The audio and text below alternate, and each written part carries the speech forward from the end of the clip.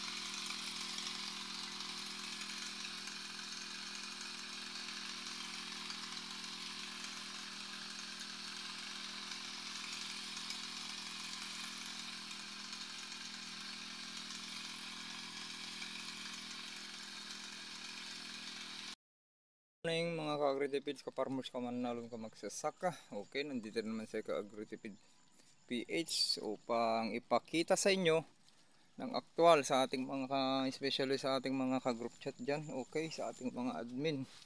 At ito yung palay ngayon natin ngayon. Ayan, may tulods pa tayo natitira doon.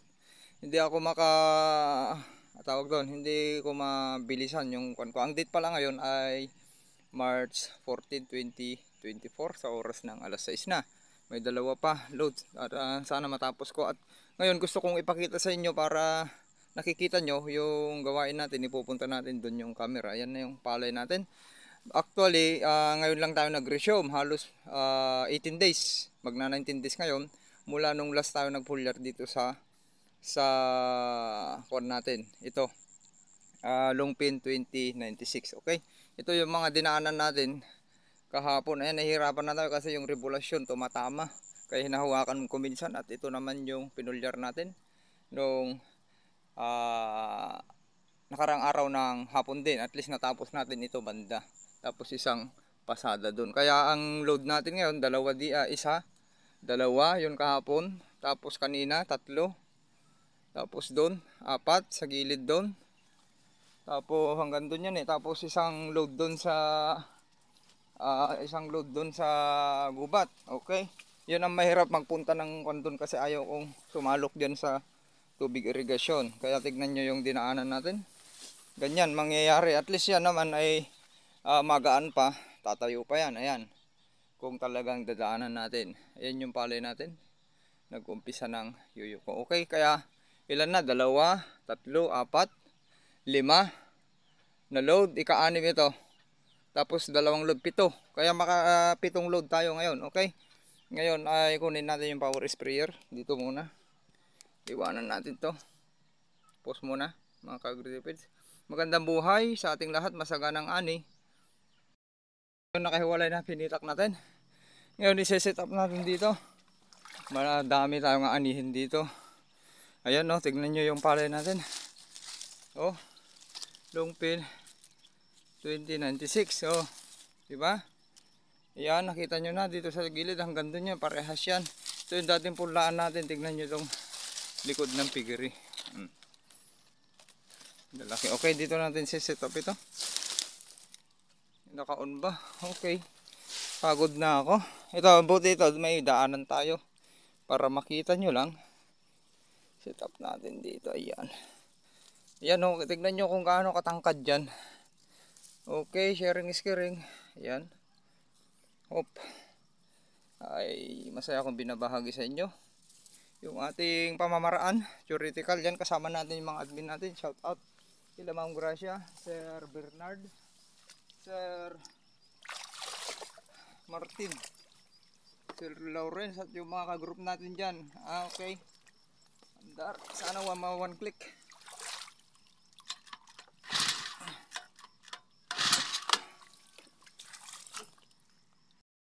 Let's go.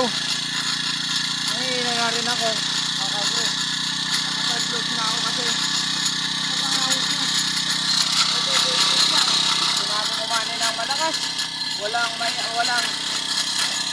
hanggang. Madali.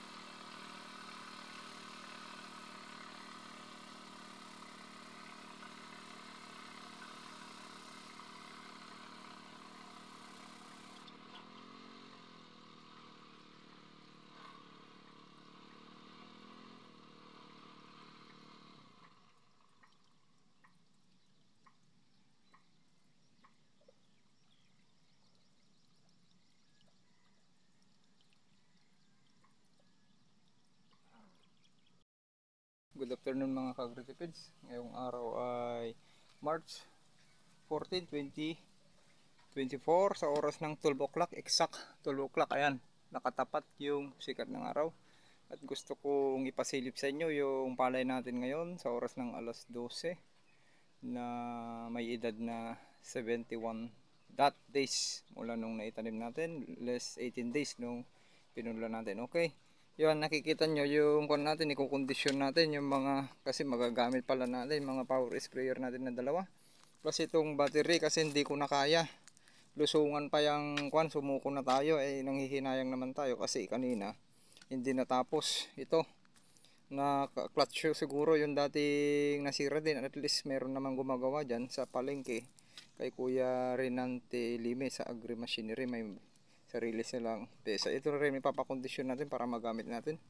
Okay, para ito na lang yung gamitin natin just in case hindi na natin kaya yan. Kasi may tulods pa tayo, hindi natapos. Lalo't nahuli naman yung SL natin, ipupulyar pa natin yun. Kaya ito, long pin 2096 natin ay nag-start ng magkalaman. Okay, nasa kon na yan. Nasa milking, ayan, nasa green filling, milking, at saka soft dough. Okay, makikita nyo itong mga dinaisik natin noon. Nang hinayang ako, na-stress ito, itinanim ko lang dyan. Okay, yung long pin ang nauna, kaya mas una talagang lalabas yung long pin. Ito naman yung SL28H, ito yung SL8H. Okay, ayan yung palay natin sa oras ng alas 12. Okay, yan, napulyar na natin ng yung nakarang araw. Napulyar na natin ito, tapos tinuloy natin kaninang umaga. Yung pinulyar natin dito ay yung Yieldmore all-purpose, natural all-purpose foliar fertilizer na formulated and distributed by Aggressive International Corporation. Okay, yun, ito yung palayan natin. Remember, wala tayong ginamit na insecticide, herbicide. Ang laking tipid na sa herbicide pa lang, hindi tayo gumamit. Okay, ang ginawa lang natin, water management, tapos pinalumot. Gamit, anong ginamit natin pampalumot? Yung foliar at yung abono na ginamit natin, di ba? Magbibigay ng lumot yun, lalo yung tawag doon, foliar spraying natin, tapos water management. Okay, kasi yung ulitin ko, kasi yung buto ng damo, pag nasikatan ng araw yan, sa 4 to 5 days ay sisibol. Kaya wag nyo nang paabutin sa ganong edad ng ganong araw, para hindi makaporma. Palumutin nyo, papasukan ng tubig ng control, tapos pulyarin or palumutin. Okay, yan, ipupunta ko kayo dun para makita nyo. Tapos ito, wala ring insecticide, pesticide, fungicide at bactericide. Okay, wala tayong ginamit kasi yung palay natin, ba't pa tayo gagamit ng fungicide, bactericide kung nakikita naman natin na strong? At yung gamit natin kasi na foliar ay meron na yun, kaya niyang i-control yung fungus at bacteria.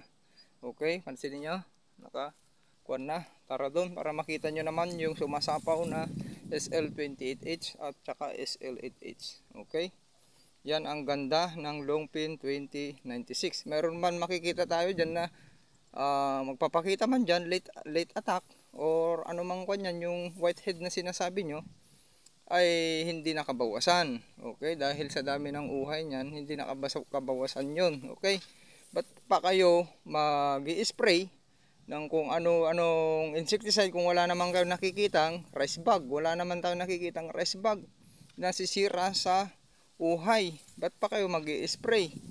Okay, yung tanging kalaban na lang natin yun nandun sa baba, malinis naman yung puno ng palay natin.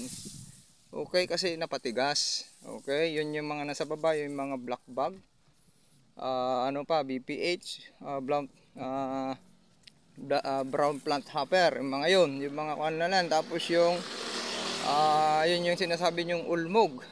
Okay, mga kuto. Sa paggamit natin ng foliar ay tawag doon. Tapos dapat power sprayer, mapiprevent na natin yan basta napatigas natin yung palay. Pag strong yung palay, hindi nadadapuan ng maraming mga mapanirang peste yan. Okay, nakikita ko dyan, wala namang nakikitang rice bug. Spray sila na spray, kaya ang nangyayari, lalong nasisira yung flower ng palay.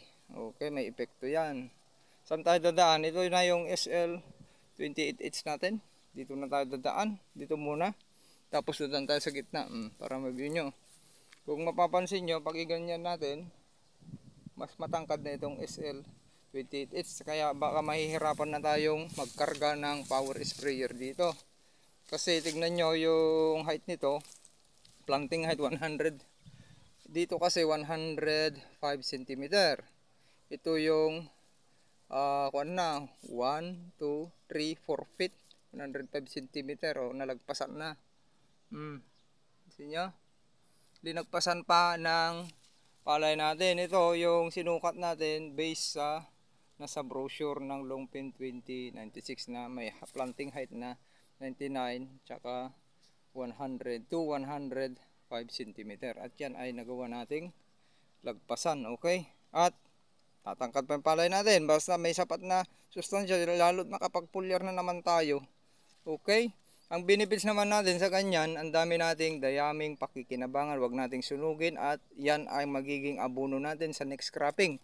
Kung gaano karami yan dayami na yan, yun din yung makukuha nating sustansya next cropping. Dahil kung ano yung kinain ng palay, yun din yung kadalasan makukuha natin dyan sa kanyang puno, ugat at saka dahon. Okay, pansin nyo dito sa SL28 natin, sumapaw na ngayon, sasapaw na. Ayan, nakatago lang. Ang lalaki ng puno. Tara dito. Kaya ipapakondisyon ko yun, mga sprayer natin. Kung kaya pa natin, di gamitin natin yung chargeable. Kasi nanghihinayang naman ako na hindi mapupulyar ito sa pagyuko. Hindi tayo nagpupulyar sa flowering stage. Okay?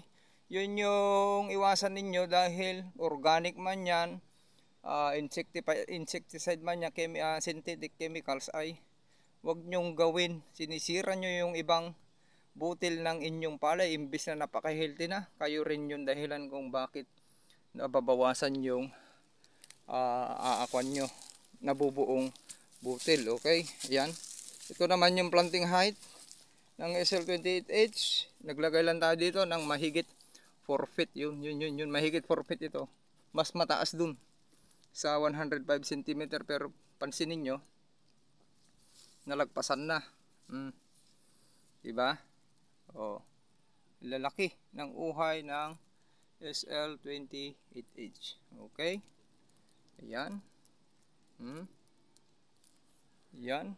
Napakainam, di ba? Yung kulay ng palay natin sa SL28H, diyan na yung pinaka-greenish part ng palay. Tapos itong tanghalin tapat hanggang alauna, alas 2 ang pinaka-darkest part. Kaya based sa LCC, kung sinukat natin sa yung leaf color, based sa leaf color chart, yung level ng nitrogen ay napaka-healthy.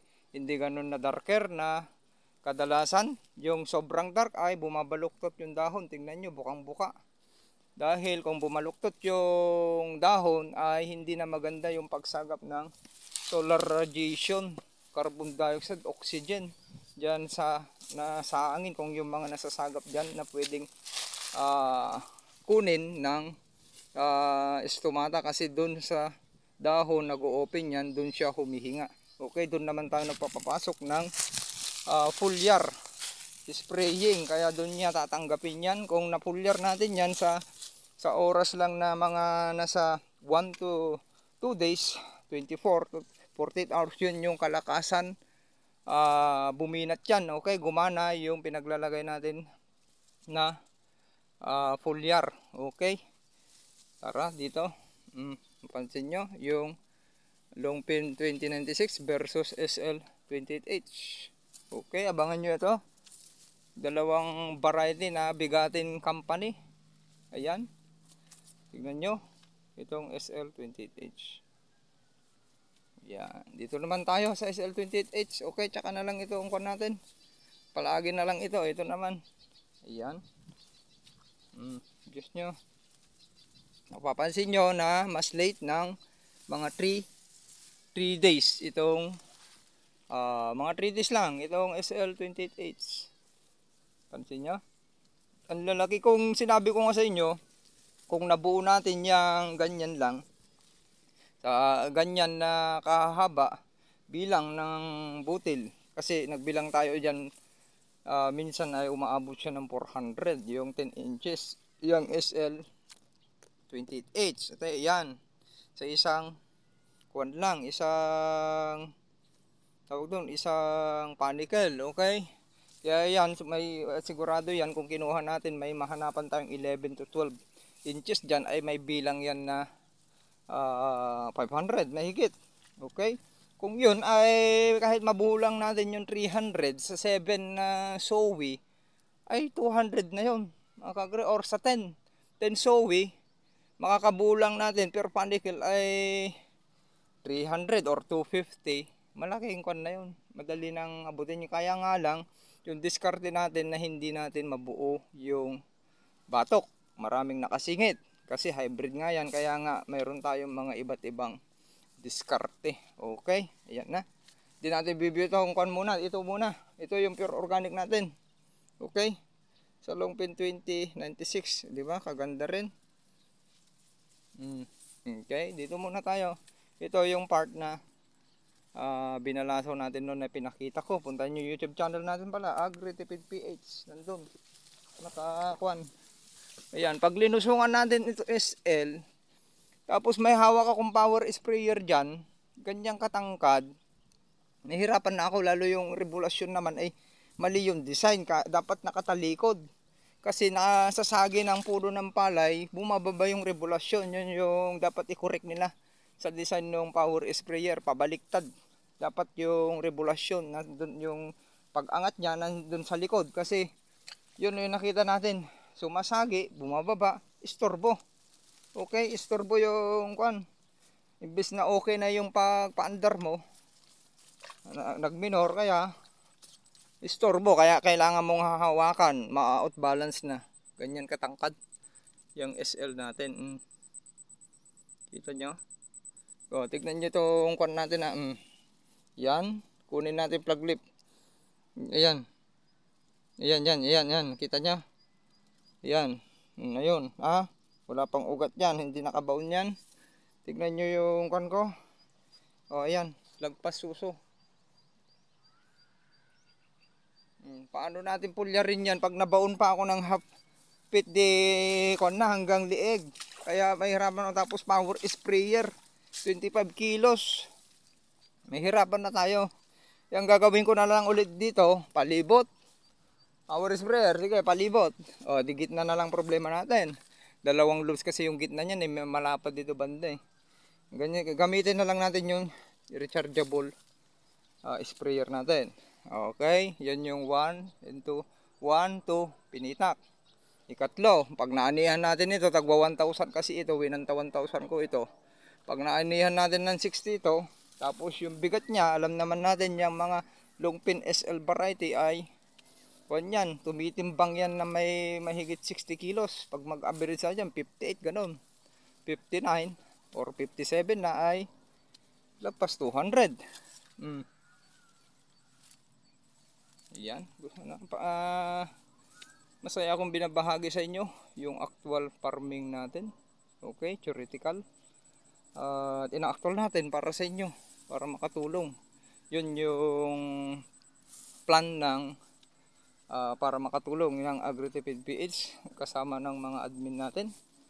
Lalo na si admin napakasipag, si Ma'am Gracia, na kahit nasa UK, busy ay sila Sir Martin, kahit hindi man bihira sila nagko-comedian, at saka si Sir Bernard na napatunayan na nila na talagang umaani ang mga yan ng mahigit 10 tons, 10 metric tons. Yung isa dyan hindi kasi na-record, si Sir Martin umani na yan ng 265 noong nakarang wheat season. Uulitin niya lang, kaya na yon ng 300. Okay, ulitin niya lang, tapos dagdag konting diskarte, tapos dagdag konting nutrients, 300 na yon, kaya na niya kasi nasubukan na niya. Okay, tapos yung iba pang magiging admin dyan ay nandyan, nagbabahagi kahit hindi admin, nagtutulungan, gaya ni Sir Lawrence na napakasipag din na magbigay ng may scientific basis. Okay, ayan yung kon natin, abangan nyo magiging next admin natin kung gusto niya, kasi yan ay pamilya ng Phil Rice, Nueva Ecija researcher. Okay, yung pamilya niyan, yan pinapakilala ko sa inyo. At napakasaya natin dahil pumupunta sila sa AgriTipid PH para tumulong, okay, na walang bayad, ganun. Kasi yun nga, pag passion mo nga yung farming ay talagang tutulong ka. Parang tayo din, di ba, na walang bayad ay gusto nating sama-sama, sabi ko nga, sama-sama, tulong-tulong, itaas ang ani at kita, hindi lang kayo, pati itong bansa na hindi maitataas sa 5 tons, halos 3.8 tons lang yung record, sa latest record. Ito na yung SL it's natin. Okay,